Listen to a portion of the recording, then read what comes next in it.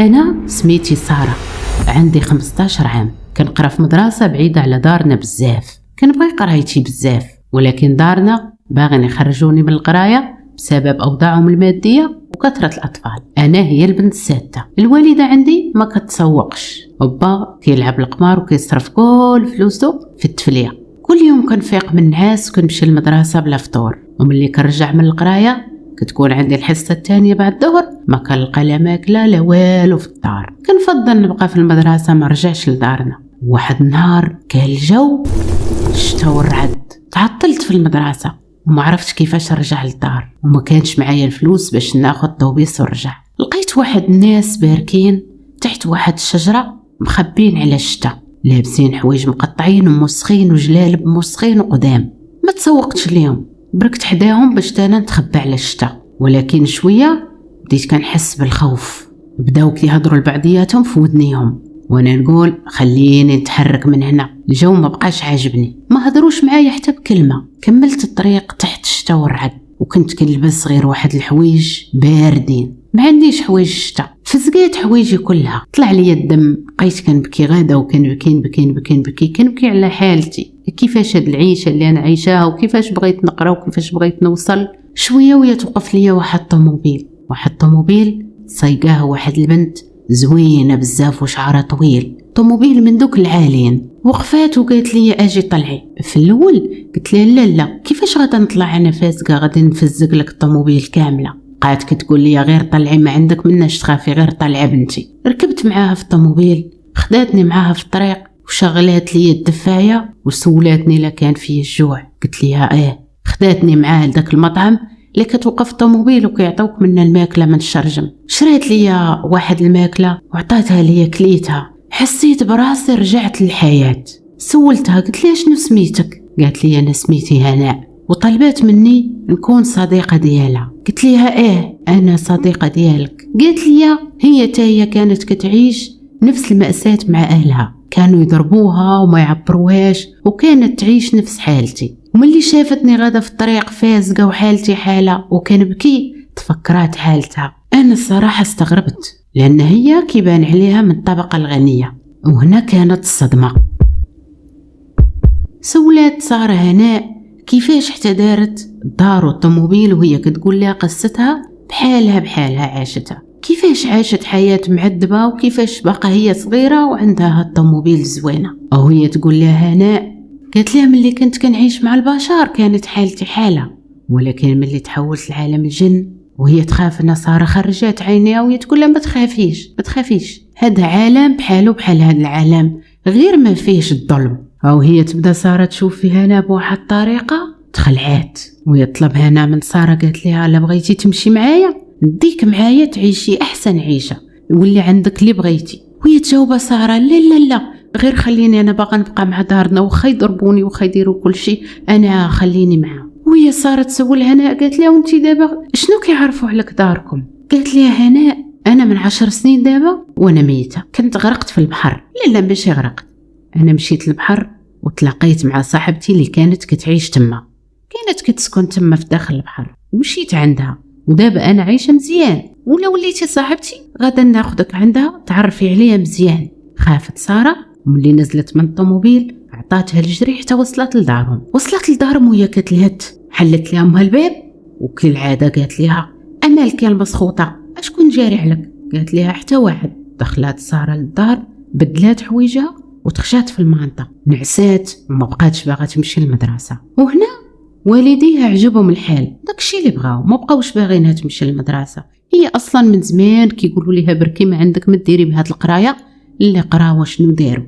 صباح الحال وهناء واقفه كتسنى في ساره في نفس البلاصه. ساره ما مشاتش، ولكن هنا غادي تقفرها ساره، حيت هي اتفقت مع هناء انها تمشي تولي صاحبتها وتولي توصلها كل نهار. بقات كتسنى هناء في ساره سيمانه كل نهار وهي كتوقف في نفس البلاصه.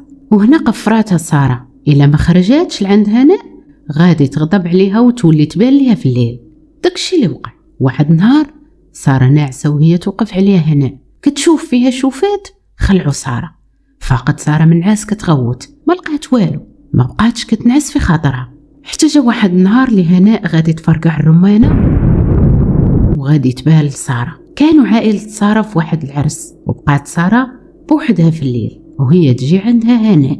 سارة خافت وقالت ليها علاش جيتي عندي؟ شنو بغيتي عندي؟ قالت لها هناء ياك انتي صاحبتي؟ جاوبتها سارة قالت لها ايه انا راه كنت نحسبك انسية، ولكن كيفاش غادي نتصاحب انا مع جنية؟ وهي تقول لها انتي وافقتي تصاحبي معايا وانا ما غاداش نخليك، انا غادا نبقى معاك حتى نديك معايا العالم اللي وليت انا فيه. انتي صاحبتي وما غاداش نتفرق عليك، انتي كتشبهيني في حياتي، انتي عايشه معذبه، انا عارفه انتي اش كتحسي به، انا كنت عايشه نفس حالتك. وهي تقول لها ساره سيري عند خوتك، علاش جايه عندي؟ قالت لها انا وحيده، كاينه غير انا عند والديا، ما عندهم حتى واحد، والديا ماتوا مساكن. وهي تقول هناء قالت لساره انا غدا نتسناك في نفس البلاصه باش نوصلك للمدرسه، لازم ترجعي تقراي، ما يمكنش تخلي داركم يحققوا امنيتهم يحرموك من المدرسه.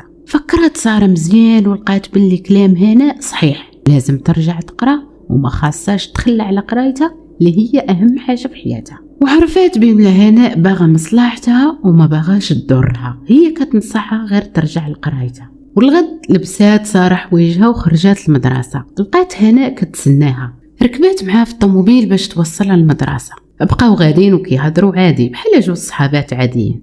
ساره ما بقاتش كتخاف من هناء. وصلوا المدرسه، نزلات ساره القسم، وملي سالات الحصه لقات هناء تتسناها بالطوموبيل في نفس البلاصه. وصلاتها للدار ورجعات نفس المشاكل عند ساره، دارهم صداع والغوت والماكله ما كيناش وحياه عذاب. ساره ولات كتقول كيفاش غادي نعيط لصاحبتي هناء باش نخرج ندور انا وياها، غير باش نبعد من هاد المشاكل وهاد الصداع اللي في الدار. ما بقيتش قاده على هاد العيشه، كل نهار الوالد والوالده مضاربين وما كيطيبوا وما كيجيبوا والو. واش هادشي؟ هادي حياه ماشي حياه، هادي العذاب. ما عرفتش كيفاش تعيط على هناء. وفي اليوم الثاني وهما غادي للمدرسه قالت ساره لهناء الا بغيت نعيط عليك باش نخرجوا كيفاش نعيط عليك؟ وهي تقول لها غير فكري فيا وقولي هناء هناء هناء 3 المرات وانا غادي نجي لعندك، غادي نبان لك في الدار، غير انتي تشوفيني غادي تخرجي لنفس البلاصه تلقيني كنتسناك فيها.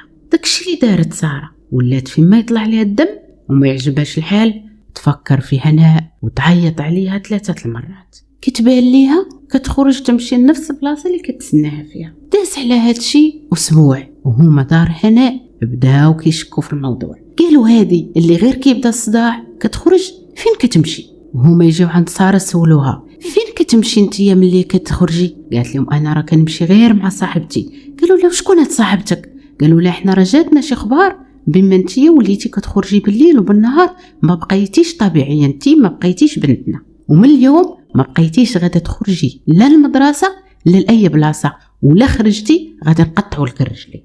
بدات ساره كتبكي وكتفكر كيفاش تلقى شي حل. وهي تفيق الغد لي في الصباح قبل من وقت المدرسه، فاقت فكرات في هناء 3 المرات وهي تبان لها. خرجات باقا الظلمه، باقي وقت المدرسه ما وصلش، وهي تقول لها هناء علاش غادا دابا؟ فين غادا؟ باقي وقت المدرسه ما وصل. قالت ليها ساره انا راه دارنا منعوا عليا نبقى نخرج، الا بقيت في الدار حتى فاقوا ما غاديش يخليوني نخرج ولا غادي نشوفك ولا غادي نبقى نمشي للمدرسه. وهي تقول لها هناء ركبي دابا فين بغيتي نمشيو؟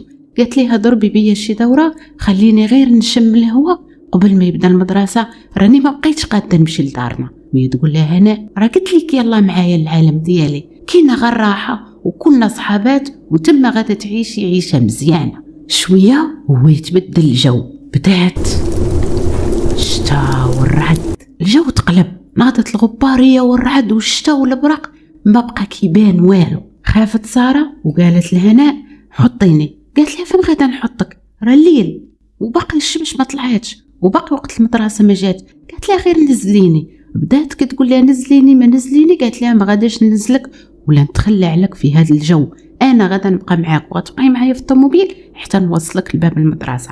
المهم ساره بدات كتضارب مع هناء وشدات ليها من الكيدون وهي تدورو. ملي دورات الكيدون تقلبات بهم الطوموبيل. هنا ماتت ساره. ملي جاو البوليس لقاو ساره مليوحه في واحد الطريق خالية وما فيها والو، لا دم لا فاسقة لا والو. من يحب وحدة في طريق خاوية وما معها حتى واحد، طريق ما فيها والو، وكأنها ما كانت لا حديثة تسير ولا والو. وهكا ماتت سارة وخداتها معاها هناء للعالم ديالها، العالم الآخر، وولاو صحابات وعاشوا تما. ولاو كيبانوا الآية بنت غادة في الطريق وكتبكي وشعرها فازك في الشتاء وما لابساش مزيان.